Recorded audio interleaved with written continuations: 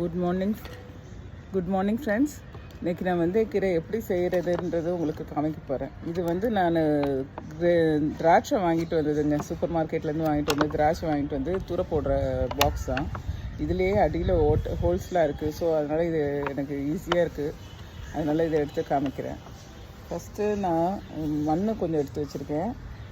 வெந்தயத்தை ஒரு நாள் நைட்டு ஊற வச்சுட்டு போட்டிங்கன்னா சீக்கிரம் முளைப்பு வந்துடும். அதனால் வெந்தயத்தை ஊற போட்டு வைக்கணும். நான் இது இப்போ தான் ஊற போட்டு மறந்துட்டேன், சரிங்களா. அப்புறம் இது கோகோ பீட் ஊற வச்சுருக்க கலவை கொஞ்சம் இப்போ செய்யலாம் வாங்க. ஃபஸ்ட்டு மண் கொஞ்சம் போட்டுக்கிறேன்.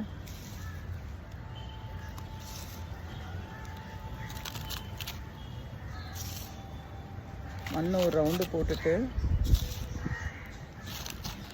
கோகோ பீட் போட்டுறேன்.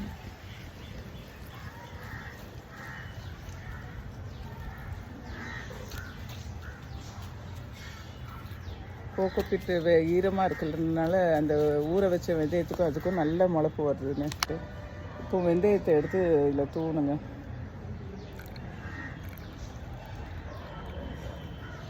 வெந்தயத்தை அப்படியே போட வேண்டியதுதான். அதிலே போட்டு வெந்தயத்தை பரப்பி விட வேண்டியதுதான். கொஞ்சம் ஊர் இருந்தால் இன்னும் நல்லா இருந்திருக்கும். ஸோ ஓகே, அது இன்னும் ஒரு நாள் ஆக போகுது. பரவாயில்ல, ஐ கேன் வெயிட். ஸோ நம்ம இப்படி 2 நாளைக்கு ஒரு தடவை போட்டு வச்சுக்கிட்டோன்னா நமக்கு ரொட்டேஷனலாக வரும். கீரை இதை வச்சு நம்ம நிறைய கீரை பண்ணலாங்க. எனக்கு வெந்தயக்கீரை சாம்பார் போட்டால் வாசனை தூக்கும், ரொம்ப நல்லா இருக்குங்க. எந்த பொருளுமே நீங்கள் வீட்டில் செஞ்சு அதில் கிடைக்கிறத நீங்கள் பார்க்குற சந்தோஷம் இவ்வளோண்ட சின்ன விஷயம் இதெல்லாம். ஆனால் இதில் சின்ன சின்ன சந்தோஷம் தாங்க. பாருங்கள், மேலே கொஞ்சம் மண்ணை தூவிக்கலாம். லைட்டாக தூணா போதும்.